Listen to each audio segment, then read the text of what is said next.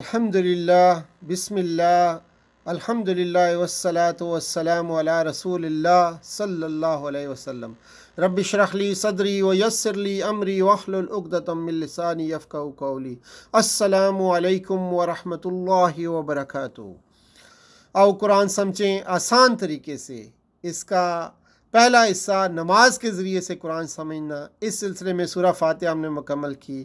آئیے اب آتے ہیں اذان کی طرف۔ آج کا ہمارا موضوع اذان ہے، اور اس میں ہم دیکھتے ہیں کہ اذان کے کلمات اللہ اکبر سے اذان شروع ہوتی ہے، اور اللہ اکبر کا مطلب ہے اللہ سب سے بڑا ہے۔ اکبر کا مطلب ہوتا ہے سب سے بڑا۔ اکبر کا کیا مطلب ہوتا ہے؟ سب سے بڑا۔ اور کبیر اور اکبر کا لفظ، کبیر کا لفظ قرآن پاک میں 39 بار آیا ہے، اور اکبر کا لفظ جو ہے قرآن پاک میں 23 بار آیا ہوا ہے۔ جس طرح کثیر ہے، اسی طرح کثیر سے اکثر اور کبیر سے اکبر ہوتا ہے۔ اکبر من، یعنی سوال کیا جا سکتا ہے کہ زور دینے کی تکرار اور زور دینے کے لیے کہ اکبر من کس سے بڑا؟ تو جواب ہے جی سب سے بڑا۔ اللہ سب سے بڑا ہے، کوئی اس کے مقابلے کا نہیں ہے۔ تو اللہ کا مقابلہ کسی سے نہیں کیا جا سکتا، کیونکہ ہر چیز اس کی بنائی ہوئی ہے۔ اللہ تعالیٰ قوت کے لحاظ سے، عزت کے لحاظ سے، شان و شوکت کے لحاظ سے، ہر اچھی صفت میں سب سے بڑا ہے۔ آپ اللہ کے بارے میں جتنا زیادہ علم حاصل کریں گے، اتنا ہی دل سے تعریف سے کہہ سکیں گے اے اللہ آپ کتنے عظیم الشان ہیں۔ آپ کا یقین بڑھتا چلا جائے گا، اللہ اس سے بہت بڑا ہے جتنا آپ سمجھ رہے ہیں۔ آپ کی سمجھ سے بھی اللہ بڑا ہے۔ اللہ اکبر۔ فجر کی اذان سن کر اگر میں سوتا رہوں تو میں نے کس کو بڑا مانا؟ کس کی بات سنی؟ اللہ کی یا اپنے نفس کی بات سنی؟ دعا کریں کہ اے اللہ مجھ کو تجھے اپنی زندگی میں بڑا ماننے کی توفیق دے، یعنی نفس، خاندان یا لوگوں کی بجائے تیری باتوں کو ماننے اور عمل کرنے کی توفیق دے یا اللہ۔ اشہد ان لا الہ الا اللہ، میں گواہی دیتا ہوں کہ نہیں ہے کوئی معبود سوائے اللہ کے۔ اشہدو، میں گواہی دیتا ہوں۔ اشہدو، میں گواہی دیتا ہوں۔ شہادت، شہید، عینی شاہد، اس سے ہم واقف ہیں۔ اور ان کا مطلب ہوتا ہے کہ، ان کا مطلب کہ، ان کا لفظ قرآن پاک میں 571 بار آیا ہوا ہے، 571 ٹائمز۔ ما کا مطلب ہوتا ہے نہیں، اور لا کا مطلب بھی ہوتا ہے نہیں۔ لا نہیں، کیا، جو، اور بھی مطلب ہوتے ہیں۔ اور دوسرے الفاظ بھی اس طرح کے ہیں، جیسے ما، لا، لم، لن، ان سب کا مطلب نہیں ہوتا ہے۔ تو جیسے ما کا مطلب نہیں، لا کا مطلب نہیں، کیا، جو، لم کا مطلب نہیں جسے کہتے ہیں ڈڈ ناٹ، اور لن کا مطلب ہرگز نہیں، ول ناٹ۔ اور الہ واحد ہے، اور آلہہ اس کی جمع ہے، آلہتن، نہیں ہے کوئی معبود، لا الہ نہیں ہے کوئی معبود، الا اللہ، سوائے اللہ کے، الا اللہ، سوائے اللہ کے۔ آئیے دعا، احتساب، پلان، تبلیغ، تصور اور احساس کے ساتھ ان کلمات کو سمجھتے ہیں۔ اشہد ان لا الہ الا اللہ، میں گواہی دیتا ہوں کہ نہیں ہے کوئی معبود سوائے اللہ تعالیٰ کے۔ الہ کے 3 معنی ہیں، اور جو کہ اہم معنی ہے وہ آپ کے سامنے رکھوں گا میں، کہ جس کی پوجا اور پرستش کی جائے، پہلا معنی۔ دوسرا معنی جو ضرورتوں کو پورا کرے، اور تیسرا معنی جس کا حکم مانا جائے اور اطاعت کی جائے۔ ان تینوں معنی میں اللہ کے سوا کوئی الہ نہیں ہے، کہ جس کی ہم پوجا کریں، جس کی پرستش کریں، جو ہماری ضرورتوں کو پورا کرے، اور جس کا ہم حکم مانیں اور جس کی اطاعت کریں، مکمل طور پر اطاعت۔ اللہ کے بغیر کوئی ایسا نہیں ہے جس کی ہم یہ تینوں کام جس کے لیے کریں۔ میں شہادت دیتا ہوں، یعنی میری باتیں، میرا عمل، گھر میں ہو، باہر ہو، دفتر میں ہو، بازار میں ہو، اسکول میں ہو، یونیورسٹی میں ہو، مدرسے میں ہو، یہ بتا رہا ہے کہ میں اللہ سے سب سے زیادہ محبت کرتا ہوں، اسی کو خالق مانتا ہوں، اسی کو مالک، اسی کو رب مانتا ہوں۔ ساری کائنات کا حاکم مانتا ہوں، اسی کی عبادت کرتا ہوں، اسی کی اطاعت کرتا ہوں، اسی سے مدد مانگتا ہوں، اسی پر بھروسہ کرتا ہوں۔ اشہد ان لا الہ الا اللہ کا لفظ یہ بتا رہا ہے ہمیں۔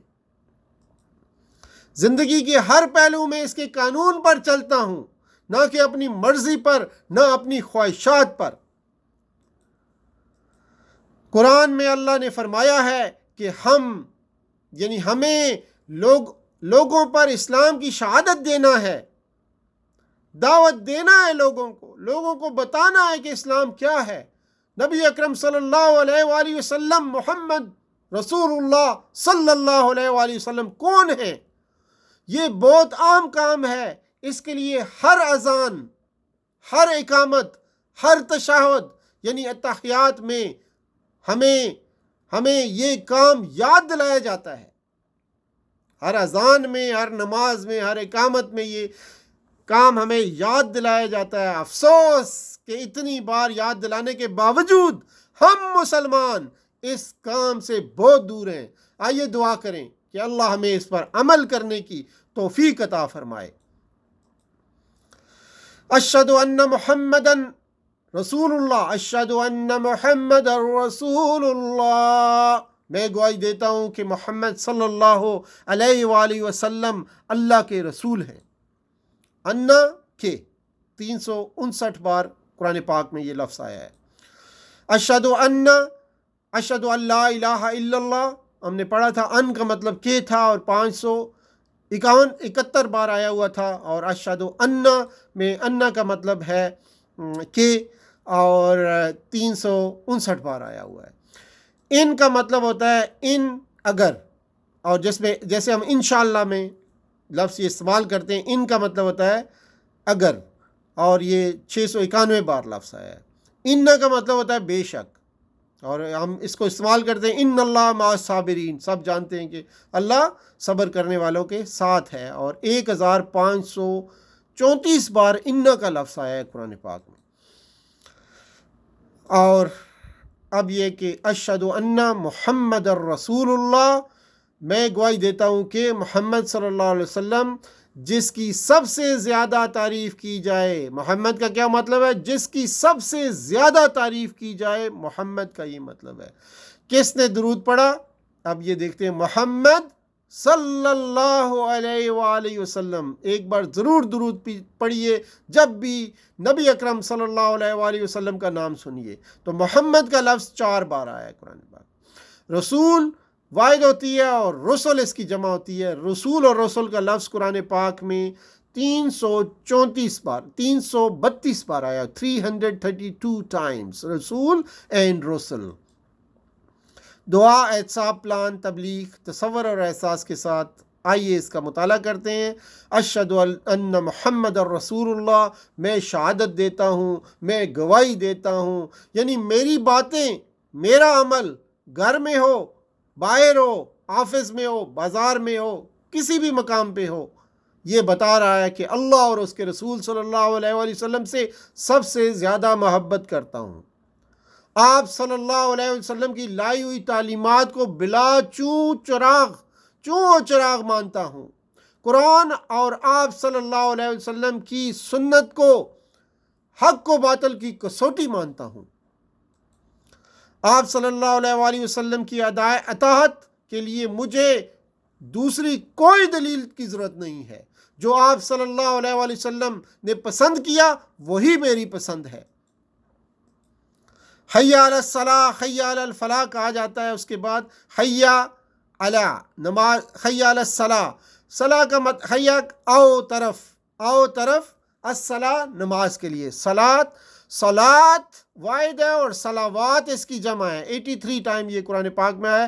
حی علی نماز، حی علی الصلاح، نماز کی طرف آؤ، حی علی الفلاح، فلاح کی طرف آؤ، یعنی فلاح یعنی کامیابی کی طرف آؤ، فلاح کامیابی۔ یہ نہیں کہا کہ نماز پڑھو اپنی اپنی جگہ پر یا اپنے اپنے گھر میں، بلکہ نماز کی طرف آؤ کہا گیا، یعنی مسجد میں پڑھنے آؤ، گویا نماز کو قائم کرو۔ نماز کو آؤ گے تو ہر قسم کی فلاح ملے گی اور فلاح کا راستہ بھی ملے گا۔ دل اور دماغ کو فائدہ ملے گا۔ نماز کامل ذکر ہے، اللہ کے ذکر سے سکون ملے گا۔ نماز میں قرآن پر غور کرو گے تو ہدایت میں، ایمان میں، عقل میں، حکمت میں اضافہ ہوگا۔ آخرت پر غور کرنے سے دل اور دماغ کو دنیاوی فکروں سے آزادی ملے گی۔ دل اور دماغ کو فائدہ ملتا ہے نماز سے۔ جسمانی فائدے بھی ہیں نماز کے، وضو کے ذریعے صفائی ہوگی۔ نماز کے لیے آنا جانا، اٹھنا جھکنا، سجدہ کرنا، بیٹھنا وغیرہ جسمانی ورزشیں آئی آپ کی، اور وقت کی پابندی کی عادت بنے گی۔ مثلا صحیح وقت پر سونا، صحیح وقت پر اٹھنا، نمازوں کے حساب سے اپنے کاموں کو پلان کرنا، یہ آپ کو وقت کی پابندی کی عادت ملے گی اس نماز سے۔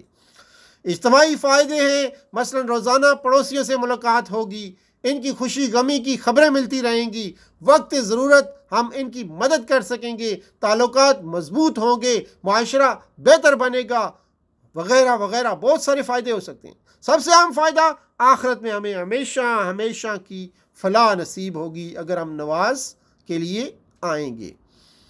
یہ فلاح کی تذکیر اس لیے بھی کہ انسان نماز کو نہیں آتا یہ سمجھ کر کہ میرے فلاح کا کام رک جائے گا، اے نادان، اس نادان شخص کی طرح جو کسی چیز کی تلاش میں الٹی سمت بھاگے۔ اللہ تعالیٰ فرما رہے ہیں حی علی الصلاۃ، یعنی کہ اللہ تعالیٰ آپ کو نماز کی طرف بلا رہے ہیں کہ آؤ یہاں تمہیں فلاح ملے گی، اور وہ نادان شخص کسی چیز کی اس فلاح کی تلاش میں الٹی سمت بھاگ رہا ہے کہ یہ فلاح کی تذکیر اس لیے بھی کہ انسان نماز کو نہیں آتا یہ سمجھ کر کہ میرے فلاح کا کام رک جائے گا، میرے کام میں جو ہے میرا کام رک جائے گا، اور نماز کا وقفہ جو ہے وہ نہیں کرتا، نماز کی طرف نہیں آتا، تو اس کا مطلب یہ ہے کہ وہ نادان شخص الٹی سمت میں بھاگ رہا ہے۔ پھر کہا گیا اللہ اکبر لا الہ الا اللہ، آخر میں وہی کلمات جس سے اذان شروع ہوئی تھی وہی دوبارہ دہرائے جا رہے ہیں، مگر یہاں گویا اس بات کا اعلان ہے کہ اس کی بڑائی کو مانتے ہوئے آ جاؤ، اگر نہ مانو تو بھی اللہ اپنی جگہ بڑا ہے، تمہارے آنے یا نہ آنے سے اس کی بڑائی میں کوئی اثر نہیں پڑتا، نہ آ کر تم اپنا ہی نقصان کر بیٹھو گے، جبکہ اس کی پکار پر لبیک کہنے سے تم ہی دنیا اور آخرت میں فلاح پاؤ گے، تمہارا اپنا نقصان ہوگا، اس سے اللہ کی بڑائی میں کوئی فرق نہیں پڑے گا، چاہے تم آؤ چاہے نہ آؤ، اللہ اپنی جگہ بڑا ہے اور سب سے بڑا ہے، تمہارے آنے یا نہ آنے سے اس کی بڑائی میں کوئی اثر نہیں ہونے والا، نہ آ کر تم اپنا ہی نقصان کر بیٹھو گے، جبکہ اس کی پکار پر لبیک کہنے سے تم ہی دنیا اور آخرت میں فلاح پا جاؤ گے۔ لا الہ الا اللہ کا مطلب یہ ہے کہ یہ موت کو ہمیں یاد رکھنے کی تلقین ہے، جس کا آخری کلمہ لا الہ الا اللہ ہوگا وہ جنت میں داخل ہوگا، ابو داؤد میں یہ روایت ہے۔ قریب المرگ شخص کو لا الہ الا اللہ کی تلقین کرو، مسلم کی روایت ہے۔ ایک ایمرجنسی ڈاکٹر جو کہ ایک عرب ملک میں سروس کر رہا تھا، اس نے بتایا کہ اپنی سروس کے دوران اس نے شاید 10-12 لوگوں کو اپنے سامنے مرتے ہوئے دیکھا، ان میں سے صرف 1-2 لوگوں نے کلمہ پڑھا، اور اسی طرح ایک لڑکی جو حادثے کا شکار ہو گئی تھی، جب اس کو کہا گیا لا الہ الا اللہ پڑھو تو اس نے کوئی جواب نہیں دیا، کچھ دیر بعد اس نے ہلکی آواز میں گانا گنگنانا شروع کر دیا اور پھر مر گئی۔ اللہ معاف کرے اس چیز سے۔ اگر اللہ کا ذکر زبان پر رہے گا تو مرتے وقت بھی یہ کلمہ نصیب ہوگا، لا الہ الا اللہ محمد الرسول اللہ۔ اذان کا کلمات کا معنی اور اذان کیسے دیں اس کی تربیت بھی ہمارے پاس موجود ہے، اگر کوئی تربیت حاصل کرنا چاہے تو جو ہے ہم سے رابطہ کر سکتے ہیں۔ تو یہ تھا ہمارا اذان کا لیسن۔ اگلی بار اب یہ کہ اذان کو آپ غور سے سنیے اور اس کا جواب دیجیے، جب بھی اذان ہو اس کو غور سے سنیے، اذان کا جواب دیجیے اور جنت میں داخل ہو جائیے۔ یہ ہے نبی اکرم صلی اللہ علیہ وآلہ وسلم کا فرمان۔ تو اسی پہ آج ہم اپنا مطالعہ ختم کرتے ہیں اس دعا کے ساتھ کہ اللہ تعالیٰ ہمیں قرآن کو پڑھنے، قرآن کو سمجھنے، اس پر غور کرنے، اس پر عمل کرنے اور اس کو دنیا میں پھیلانے کی توفیق عطا فرمائے۔ سبحان ربک رب العزت عما یصفون وسلام علی المرسلین والحمد للہ رب العالمین۔ سبحان اللہ وبحمدہ، سبحانک اللہم وبحمدک، نشہد ان لا الہ الا انت، نستغفرک ونتوب الیک۔